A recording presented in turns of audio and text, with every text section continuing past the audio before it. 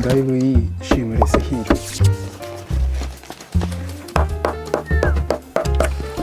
前から見るとこんなつま先。はい、どうもこんにちは。今日はこのアデレイドの靴、前回アッパーを縫いました。アッパーを縫って、その後木型に吊り込んで仮吊りをしてからメダリオンをね、位置を決めて穴を開けました。で、裏当てをしてるので穴の奥も茶色い革になってます。それで今日吊り込むんですけど、これがかかとの芯とこれがつま先の芯ですね。4ミリぐらいの厚みの革を薄くしてこんな感じに加工してます。それと中底ですね。中底もこんな感じでリブを作ってすくい縫いできるようにしておきました。今回ね、木型は結構こうスクエアな感じ、つま先が四角めな感じでいきます。このアッパーとライニングの間にボンドを塗っていきます。でこのボンドでアッパーとライニングと芯を接着しつつ、乾くとかなり硬くなるので芯を固めてかかとの補強材に、してくれますね。水で濡らした芯を入れます。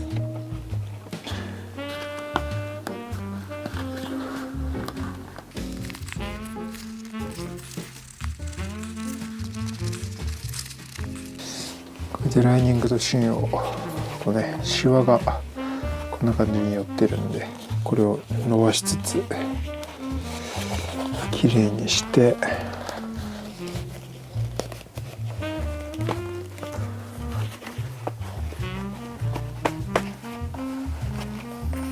よし、吊り込んでいきます。よいしょ。ちょっとあれだな、最近ちょっと芯の厚みをね変えてみてるんですけど、そのおかげで若干馴染みにくい。まあ大丈夫か、引っ張れば。よいしょ。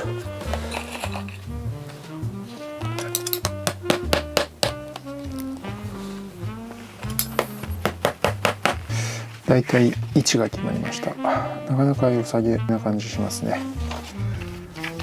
じゃあこのシームレスヒールのかかとを吊り込んでいきます。ちなみにライニングとアッパーってどんな靴でもほぼこのトップラインでしかつながってないんですよね。トップライン以外はそれぞれにこうやってガバッと外れるように、外れるというか縫われてない、くっついてないんですよね。吊り込みの時にこのライニングとアッパーそれぞれこう引っ張れるんですね。やっぱこの革の厚みの分こうね、木型に沿わせた時に内外差が出てくるんで、ライニングとアッパーをうまく引くことでこの辺のね、つき具合とかをコントロールできるんですよね。だからこれ同時に同じだけ引くんじゃなくて、それぞれね、一応引き具合って少し違います。一応ね。で一応最初の方はこうやってライニングとアッパーをそれぞれ引いて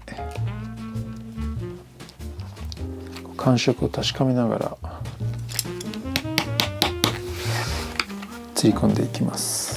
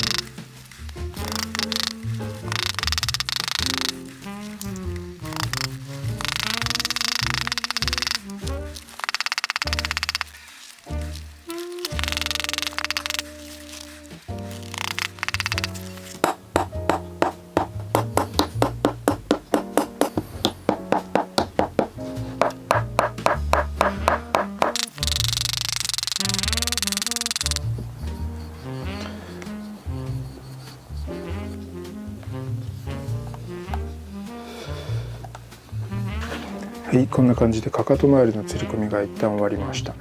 だいぶいいシームレスヒール。この色味の感じもなんかアンティークっぽい感じですごいね、思った通りというか狙った感じになってますね。木型のかかとは少し細いんですけど、芯で少しボリューム感をね出してみてる感じです。結構グラマラスというかなんだ丸みがあってセクシーな感じがしますよね。いいっすね。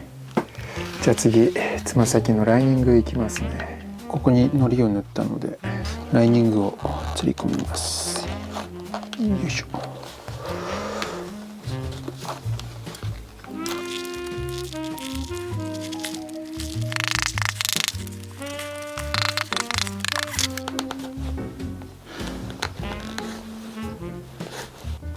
このライニングにボンドを塗って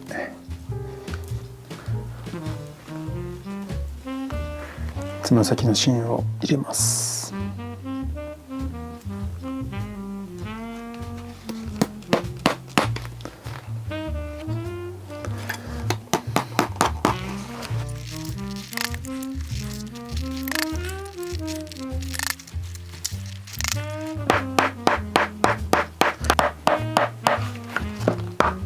芯を釣り込んだのでこの皮の繊維をね叩いて潰します。今ザラザラしてるんですけど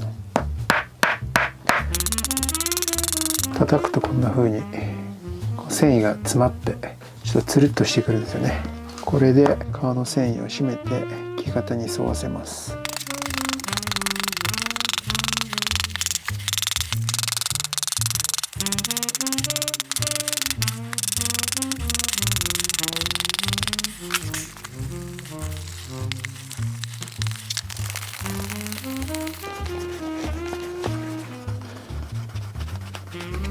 この釘を取って芯の形を作っていきます。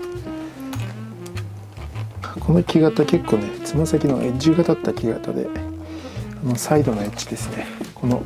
部分がこう結構パキッと四角い目な感じなんですよ。で結構こういうのが好きというかかっこいいなと思って最初の方ね結構こんな感じの靴作ってたんですよ。でもなんかね作るうちになんか違うなと思って最近結構あんまりエッジは立たせないようにマイルドめな感じ、どこかってここですね。ここマイルドめな感じでやってたんですけど、ちょっと今回は久しぶりに割とエッジを立たせめの木型をね作ったんで、こいつで芯がね結構大事なんですよね。芯でエッジを作ると結構この今ペラッとめくってラッパー戻した時に結構ここに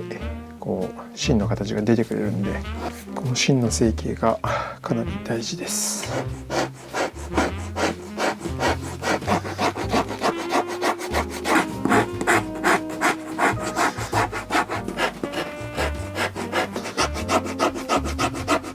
芯の余った部分はカットします。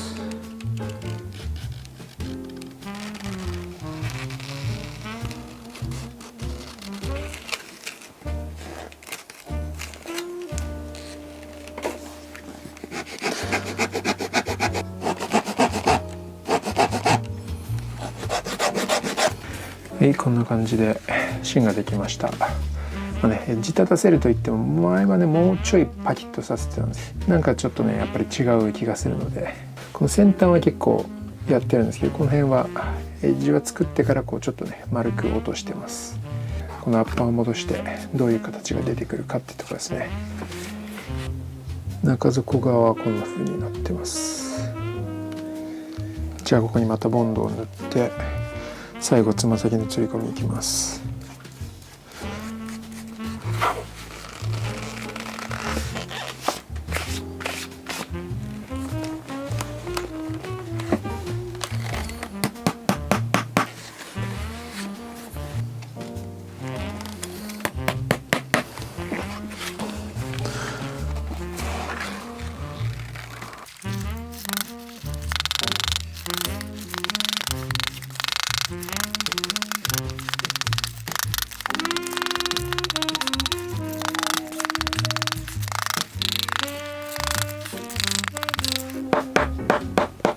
今ね手で釣り込むことなんですけど、手釣りをしてるんですけど、世の中のほとんどの靴は、釣り込みされてる靴はねラスターかっていう釣り込みの機械があって、是非ね一回ね動画調べてみてほしいんですけど、すごいんですよ。これでっかい機械があって、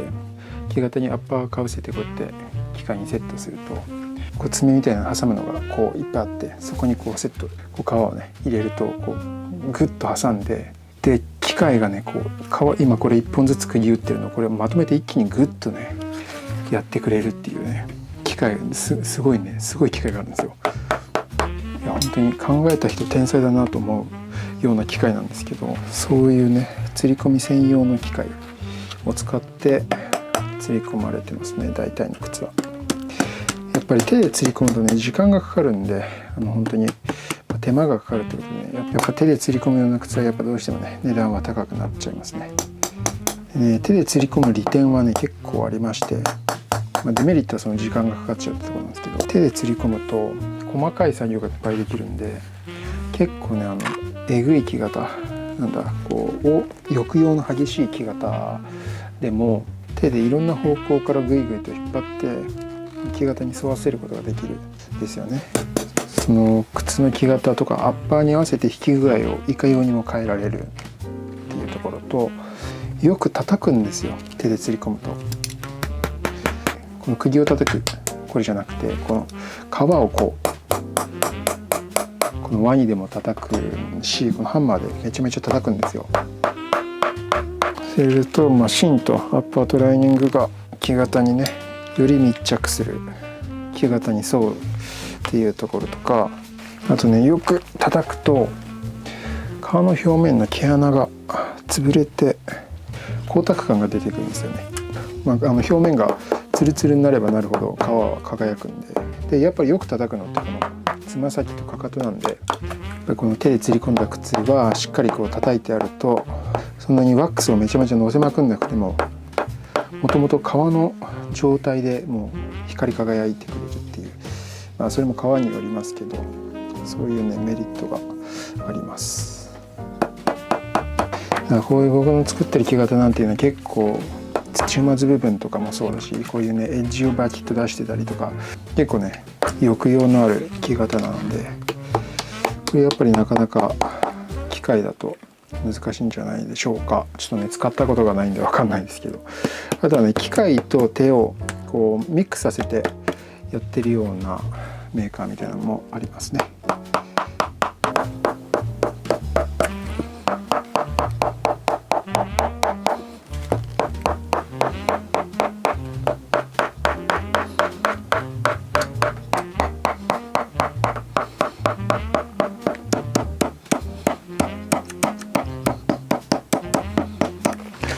よし、できました。はい、こんな感じになりました。なかなかいい雰囲気です。つま先はこんな感じのスクエアとですね、四角いです。でエッジも立たせて、前はね以前はもう少しパギッとやってたんですけど、これぐらいがちょうどいいかな。でつま先のこのエッジが一番鋭くて、ここからね後ろに行ってこう緩やかに消えていく感じにしてみてます。こちら内側も同じですね。前から見るとこんなつま先です。でかかとシームレスヒール、これもいいですね。でここで内側でね、これ縫い割りです。ステッチは見えてないんですけど、こう中に通ってるのが見えますね。この靴の内側のこの辺でついでます。つなぎ目はこことここだけっていう、そういう型紙ですね。はい、という感じにできました。これなんかね何もないつるっとした面が多いので、なんか木型の形がよく見えて、最近ねこういうつるっとしたのあんまり作ってなかったんで、こういうなんかあんまり装飾のない、ありますけど結構革の面積が大きい靴もやっぱいいですね。次回すくい縫いをやりたいと思います。じゃあ今日はこの辺で、また次の動画でお会いしましょう。